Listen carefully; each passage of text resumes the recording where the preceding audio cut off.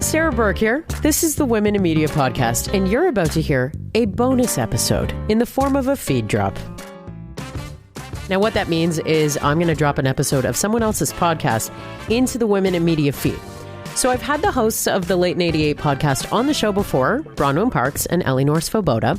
But just in case you're not familiar, on this podcast, they sort of reflect on their experience growing up queer and gender nonconforming in Calgary, Alberta. It's set in 1988 when there are a lot of blurred lines, and those identities we're talking about here, queer, gender nonconforming, those were fringe identities and people didn't really know how to talk about it.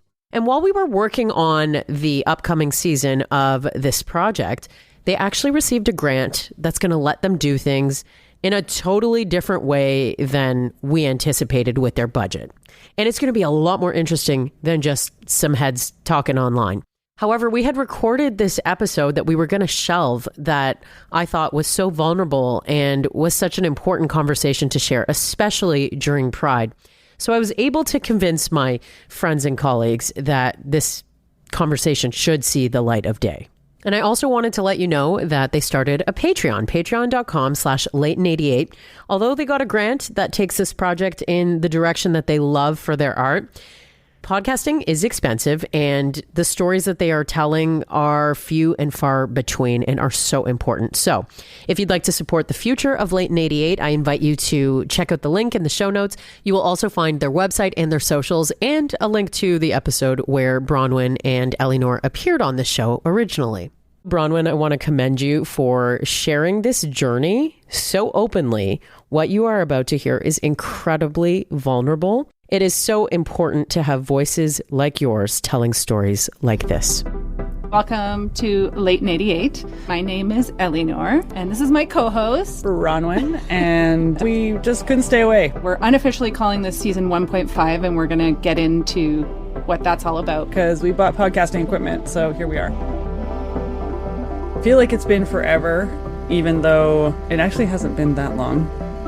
In season 1, we started exploring our childhood growing up in Calgary, Alberta, Canada, in the year 1988, which was a year that we were in grade 4.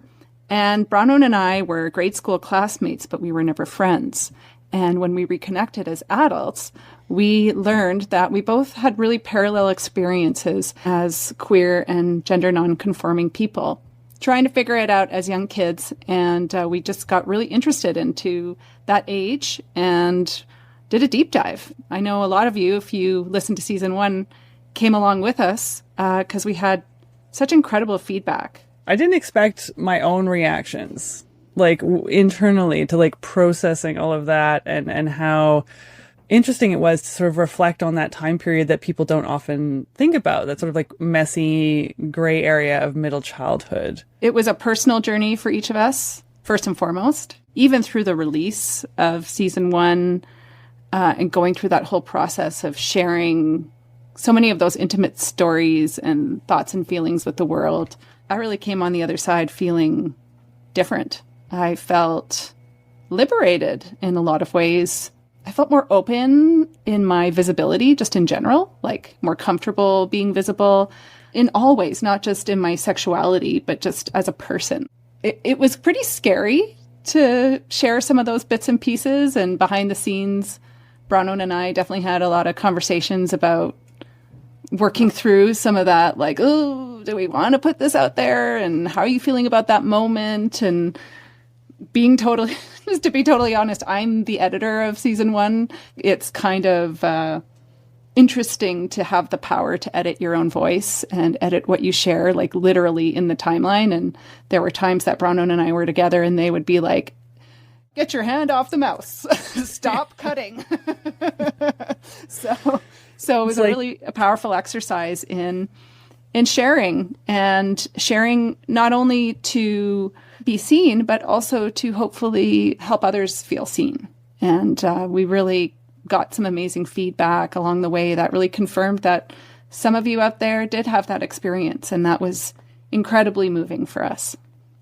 It was really wonderful to meet with people afterwards. You know, some folks, I think it's like you tell them you do a podcast, whether they're friends of yours or just colleagues or whatever, and they're like, oh, sure, you have a podcast.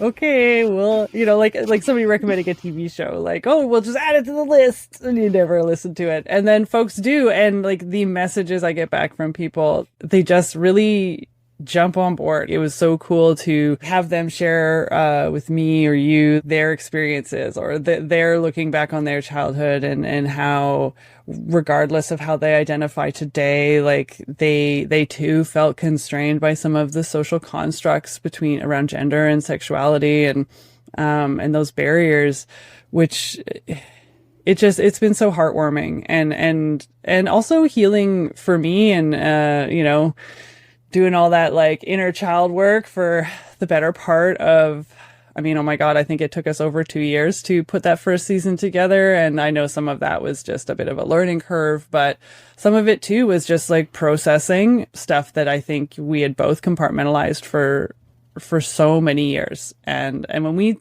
joke about opening like a steamer trunk full of shit, it's legit. There was some messy unpacking that happened, but I do feel like what we put back in the box is more organized and more comforting and more like, and it's not back in the box because we don't want to see it. It's more like back in the box because we treasure it now in a way that I don't think I really did before. And to me, like, that's, I don't know, it's really wonderful. And it's one of the gifts of this podcast. And the question of season 1 was, what if we would have been friends? I would say that we continue to be very good friends. And that has been a major win for me from episode 1, that we went through all this together. And here we are. Totally. Especially as we were going into doing interviews and press, there was this solidarity I felt between you and I, Bronwin, where it was like, okay, no matter what, we have each other's back. And that, that's the type of friendship that is rare, actually, I found, where you know that you can be totally honest with someone and they'll hear you, and you know that you can go into challenging circumstances and that person, like I said, they've got you. And for me, that's been the biggest gift of this podcast, has been our friendship. And here we are. We're not done. We're not done, apparently. It's because true. Guess what, guys? There's more ages. There's more time and space. And we've got some plans for a season 2 coming up. But we thought it's been a while, so we should come on and update and say hi, do a little 1.5. And there's been some pretty big changes in both of our lives since season 1 that we want to share with you. How about you, Bronwin? Did you want to share a bit about the journey you've been through since we last spoke? Yeah, it's been weird. This whole process started with me really coming to terms with my own gender identity here as someone in midlife. And while I know I've been queer for a long time, and yes, like historically looking back, definitely was not conforming to any kind of gender role that was available to us. I feel very lucky that I will be getting my gender-affirming surgeries this year. There is part of me that feels a little bad to think about like how things might have been different if I had the freedom to really truly express who I was from a young age and not live in fear for so long, whether it be about being queer or gender diverse or whatever. That was something that I'm just kind of like, well, it's never too late, right? Here we are today, and I still get to live my life this way. So in the end, it's going to work out, but I feel a little bad for little Bronwin. But it does really galvanize me today. Like, as I look forward towards my like gender affirming care over the next 6 to 7 months, it's really empowering me to take these steps. It's why I am not nervous about this surgery at all. I am so excited. It's literally going to happen in 5 days. I feel like I'm waiting for Christmas. I'm going to get a fucking pony on Tuesday, and I can't wait. I honestly can't wait. Like, I'm frantically trying to distract myself with work, and it is failing miserably. I am just so like, I can't, it's really hard to explain to people, because a lot of folks are like, oh my God, you're going for surgery. Are you nervous? You must be so nervous about the surgery. It's like, absolutely not.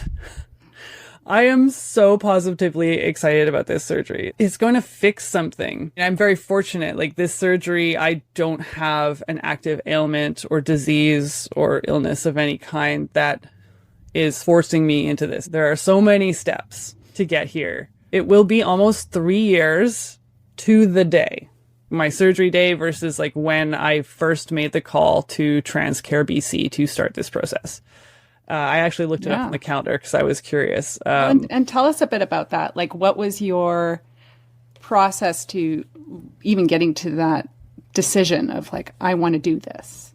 So 4 years ago, my wife was diagnosed with stage 3B breast cancer. It was very aggressive. It was so aggressive that they actually had to take both of her breasts. And it was quite a process. And I can tell you that you do not want to get life-threatening cancer during a global pandemic. It doesn't get any worse than that. After she came home after her double mastectomy, I was caring for her. I found myself envious, which is so wild. Yeah.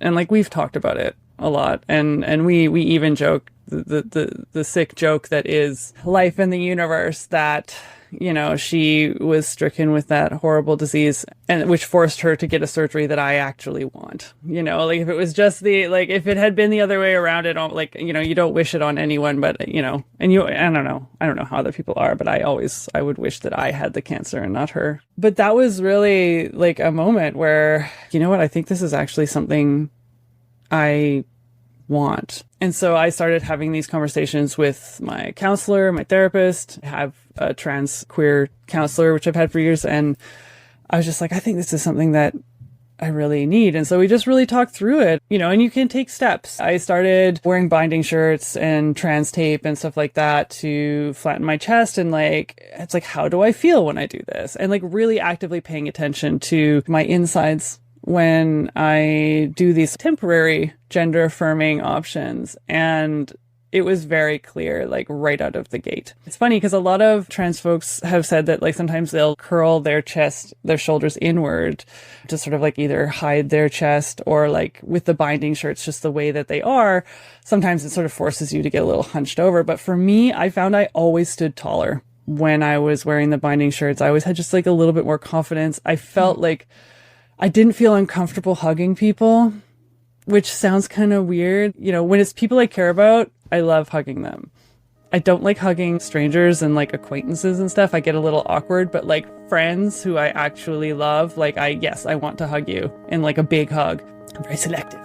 But I don't feel as uncomfortable. So just really paying attention to those little micro moments. And I was like, no, this is absolutely the right decision. We were at one of her follow-up appointments and I just asked, is there somebody I can talk to about getting this process started? And yeah, the surgeon gave me a Transcare BC pamphlet, and then we were off to the races.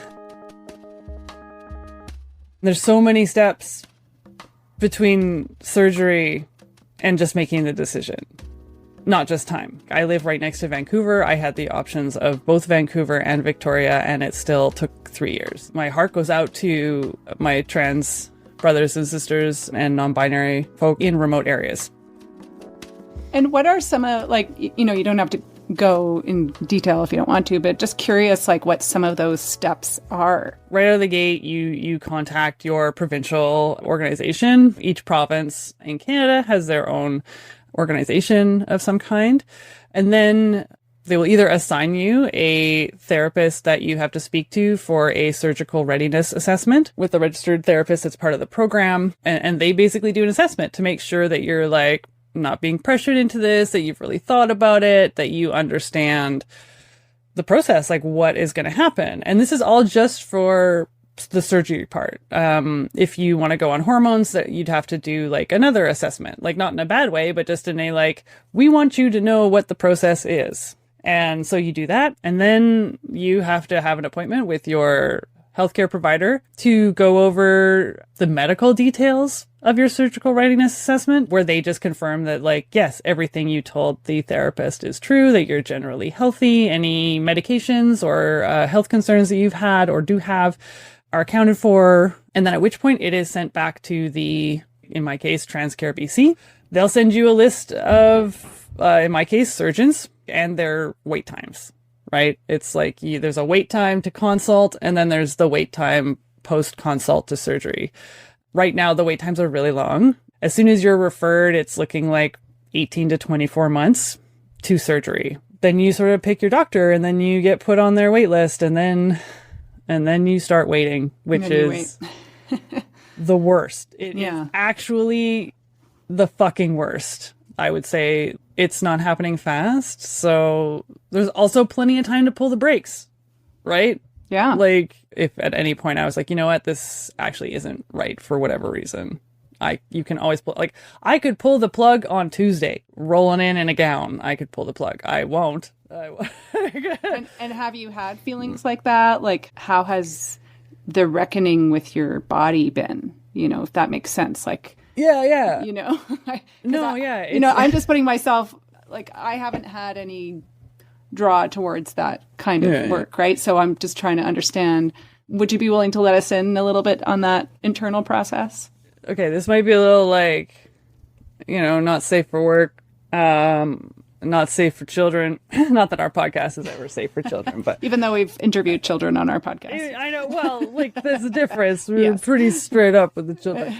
Yeah, like there have been. Of course, I have been physically attached to them for over 40 years. And, I have these like thoughts. I've even talked to my wife. Like, I really hope that you find me attractive after this.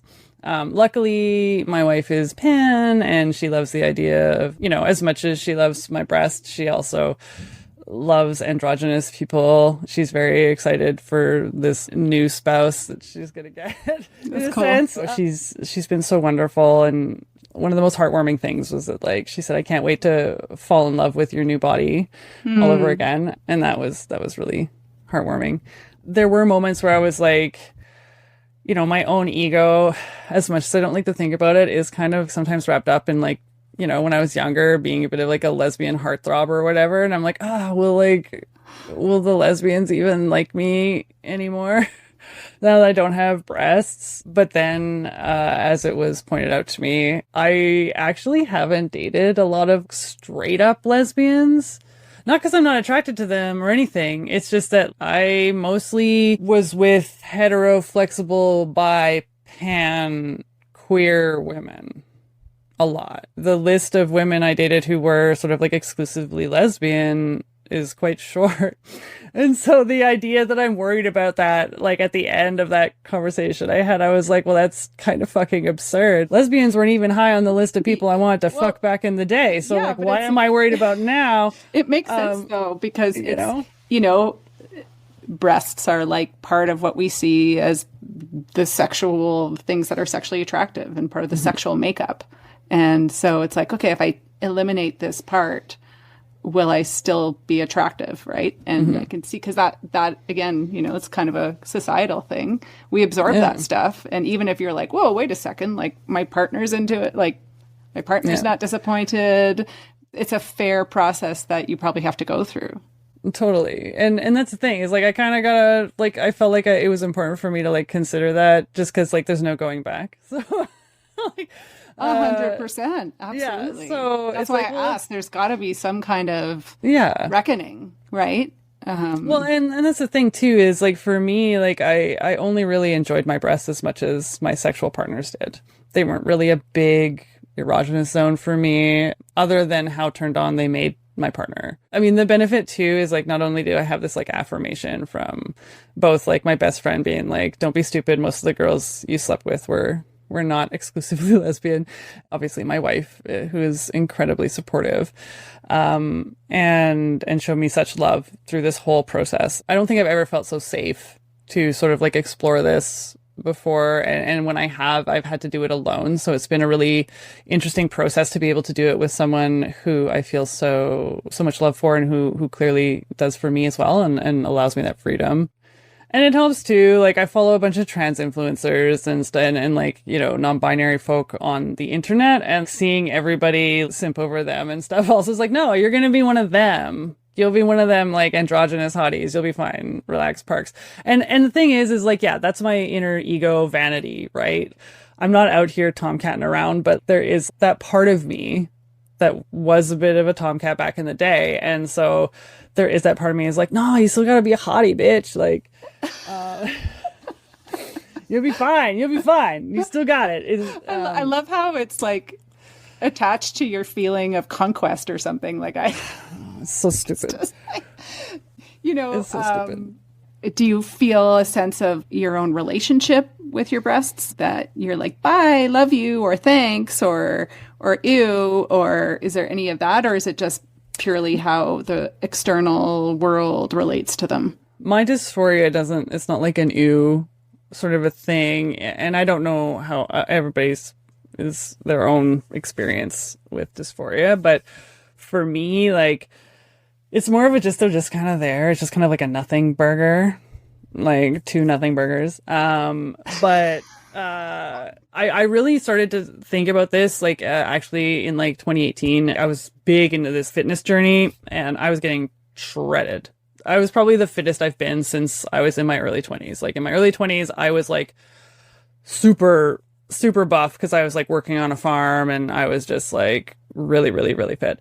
And then I wasn't for a while. My sort of mid 30s, I started to get back on the fitness train and I got really buff. But like one of the things I kept like running up against is like, I actually wanted the male upper body figure.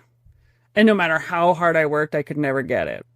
I could get the shoulders and I can get like the lats and the shoulders and all that. I have quite broad shoulders for a woman. I could get the arms and stuff, but like the breasts, they only got so small.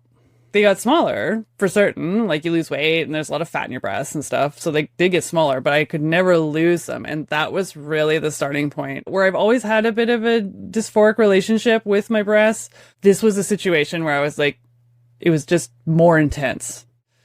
But I've been sort of discussing this type of like transitional relationship with my body for the last at least 10 to 15 years. And, you know, like typical, like I was a drag king. I was been fucking with gender since I was in my 20s. It's almost like a cliched path to either becoming non-binary trans is like you started fucking with gender early and then realized like, oh, this is more than just like a stage persona for me. But the funny thing is like, it's just upper body dysphoria. Like everything south of the border is amazing on my body. Not currently politically, but like south of the border on my body is fine. Love the lady down there. She's amazing. It's just Thelma and Louise up here. They gotta go. They're gonna, on Tuesday, they're getting in the convertible and they're driving off a cliff. Womp womp. That's it. The girls are gone. Say goodbye. It's gonna be a blaze of glory. Oh, I love it. It's interesting, and you and I have talked about this, Bronwin, because I have always felt androgynous, and part of my sense of androgyny comes from the type of body I have. Yeah. I've got barely nothing there.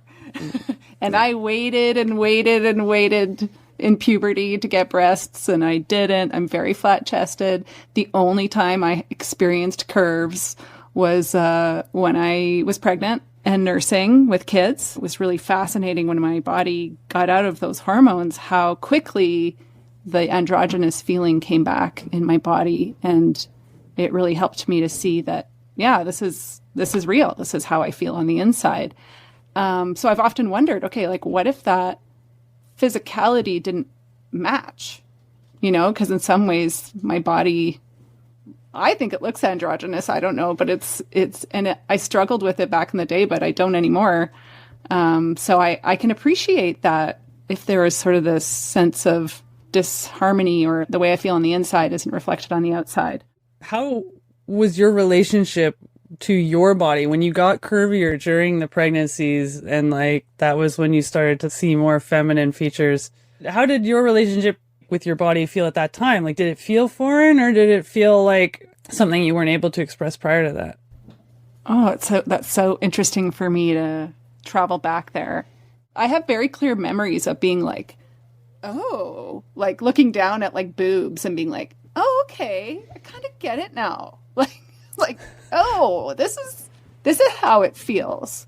And like even having more hips and I think because I knew it was temporary. Well, I mean, I didn't know for sure the first time. because people's bodies change after they give birth. But it was sort of, I just felt more exploratory about it. It didn't feel wrong because I knew it was like a hormonal, and it was functional too. Like that's the funny part about when you have kids, is literally on a primal level, you're like, I am a mammal.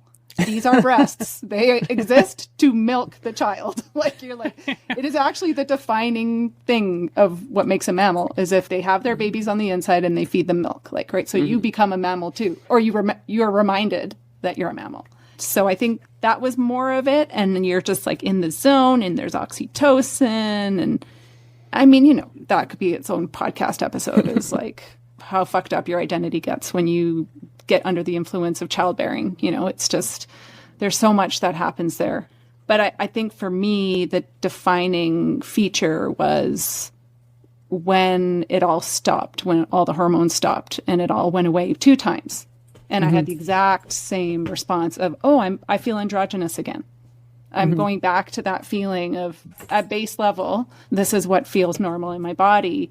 And it was around that time that there was more of a mainstream exploration of pronouns, people defining themselves as non-binary, and realizing, okay, there's some language in our culture that's starting to represent for this feeling that I had always called androgynous. And it was such a homecoming for me to really feel validated, because prior to that, it just felt like being half a person. Right. Like not fully a female, but not really knowing what I was otherwise. And there was feelings, like I said, I had to work through feelings of being incomplete or not enough for all that stuff. And I think very few of us get away from those societal projections unscathed around our bodies. It sounds like that's going to be liberating to be able to physically embody that queerness. Yes, I'm super excited. I will finally have a body that I feel I should have had from the beginning. You know, it's sort of hard to explain in that sense, but I'm really excited. Like I've been really struggling to like get back into my fitness journey. I had some chronic depression I was working through, which didn't help, alongside my wife's cancer. So it's been really tough to like get motivated in that sense. And also in the back of my mind, this whole idea that like, even when I was at my most fit, I could never get to that goal. And it wasn't even like a goal weight or like abs or like whatever sort of like superficial Abercrombie model version of what fit looks like. That's why I say it's like somebody is giving me a pony. Like I am that excited. And you don't understand how much of a horse girl I was as a teenager to know that like giving me a pony, like I still every year ask for a fucking pony. And I'm getting a pony right now.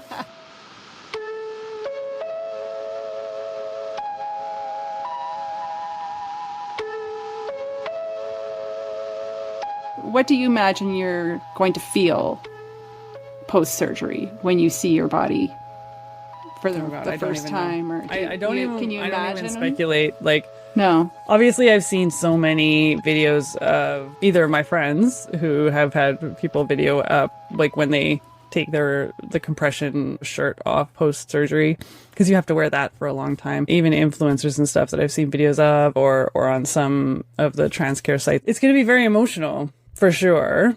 But I don't even hazard to guess. I think it's going to be a wide array of emotions. Everything from relief to excitement to like, I'll probably cry because I'm going to be so high.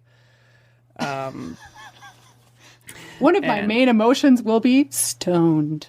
Well, I want painkillers, ladies and gentlemen. I'm not sitting here like, I'm trying to get deep, Bronwin. I'm trying to be deep. Trying to be deep. I want all Western medicine to help me out. It's not going to be comfortable. But yeah, it's going to be a lot. Like, for lack of a better term, it's going to be absolutely a lot. Everything, everywhere, all at once. Like, if this were a movie or something, like I will wake up in the post-surgical suite, surrounded and like holding hands with all of these younger versions of myself. I think we're all going to be so profoundly happy. Yeah, I hope it'll be like, it'll sort of heal all of us. I'm not talking about myself in like a third person as like a split personality, but like there are all these parts It's a of me beautiful image. That's a that like beautiful image. struggled for various reasons, you know, now to have the power to really be who I am in a wide variety of ways. Something as big as getting my top surgery, or something as simple as getting an eyebrow piercing. You know what I mean? Like all these little parts of me that will maybe finally feel fulfilled and free. So it's going to be messy. It's going to be messy for sure. I love that you have identified that the path to freedom is messy. Oh, you know, 100%. It's this, 150%. you might have this idea. It's like freedom. Everything's simple. Everything makes sense. It comes to me. It's like, no, it's going to be messy. It's going to be work. Mm-hmm. You know, it's going to be all the things. And that's real freedom, right? Is digging in and doing the work. And we're right here with you. Everyone who's listening to this, I'm sure, is sending their love and support. And of course, I just am so excited for you. And I don't know if you need me to be proud of you as your friend, because I feel like you got this. And you're such a courageous soul, but I'm here for you. And I love it. Want to support you and just love you up, and hope that by sharing this with everybody on the podcast, hopefully it can ripple through the Late in 88 community, old and new, about the empowerment that's available and the journey towards freedom, however rich and complex that is for each of us. I think that's a beautiful thing. Big thanks to Bronwin Parks and Elinor Svoboda for sharing so openly and vulnerably, and for letting this conversation out into the world. Once again, you can find all the links I mentioned earlier to keep up with their show, including their new Patreon, patreon.com/late88, in the show notes. Happy Pride, and thank you so much for listening.